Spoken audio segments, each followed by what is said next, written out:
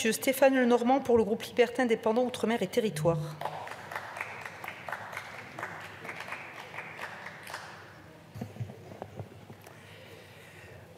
Bien. Madame la Présidente, Monsieur le Ministre, Monsieur le Président de la Commission des Finances, Monsieur le rapporteur, chers collègues. L'accord trouvé en commission mixte paritaire a conservé les quelques ajouts et modifications adoptés au Sénat et à l'Assemblée durant la navette parlementaire. C'est pourquoi le groupe Liberté Indépendant Outre-mer et Territoires soutiendra et votera pour ce projet de loi, comme il l'a fait du reste en première lecture.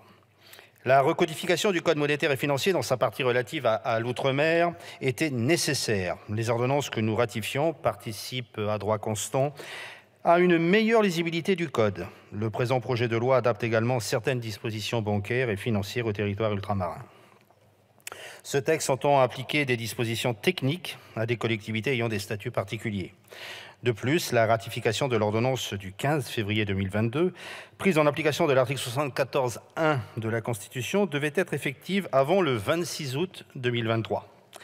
Les délais pour la ratification étaient donc assez contraints et nous regrettons quand même que le gouvernement ait déposé ce texte tardivement. En effet, les ordonnances devant être ratifiées ont été publiées en septembre 2021 et en février 2022. Donc pourquoi encore avoir entendu quelques mois supplémentaires pour présenter ce texte? Quoi qu'il en soit, l'article 3 bis adapte au territoire ultramarin le contrôle des cryptoactifs. Il s'agit là d'un article de cohérence puisque notre Assemblée a adopté début 2023 une loi portant diverses dispositions d'adaptation au droit de l'Union européenne.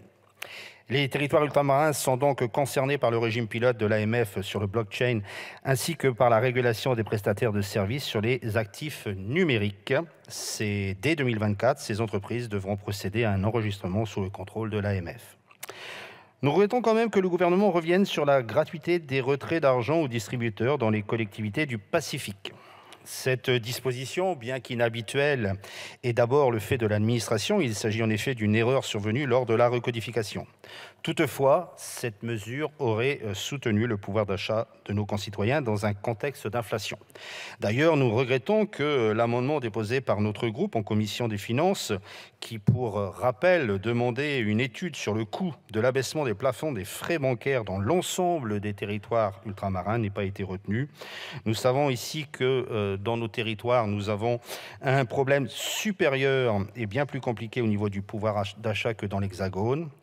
Pour mémoire, dans les collectivités du Pacifique, d'après le rapport de l'Observatoire des tarifs bancaires de l'IEOM, 6 tarifs restent supérieurs à la moyenne du pays et 5 sont en hausse. De même, les frais de tenue de compte en Guadeloupe, à Mayotte et à Saint-Pierre-et-Miquelon sont supérieurs à ceux de l'Hexagone de l'ordre de 12 à 25%.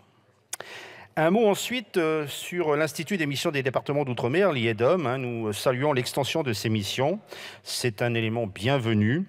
Par contre, la réforme du contrôle des comptes de l'Institut devra être évaluée et surveillée. En effet, l'IEDOM est une filiale de la Banque de France. Ses comptes doivent donc être irréprochables. Enfin, notre groupe salue le travail effectué en CMP qui a consacré la suppression de l'article 9 relatif au fichier des comptes outre-mer, le FICOM. Les désaccords que nous avions au sein de cet hémicycle notamment et avec le gouvernement ont pu être ainsi levés. C'est pourquoi, sans hésiter, nous soutiendrons ce texte. Merci. Je vous remercie.